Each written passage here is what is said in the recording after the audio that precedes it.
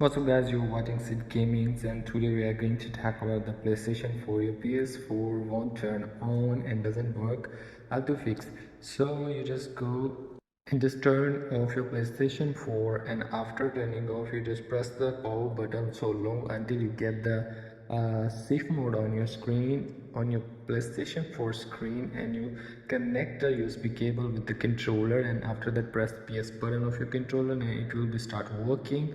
And you can just turn it down with the button, not the joystick. So here is the restore settings. You firstly restore the settings, and secondly just go to the rebuild database, and you just rebuild your database.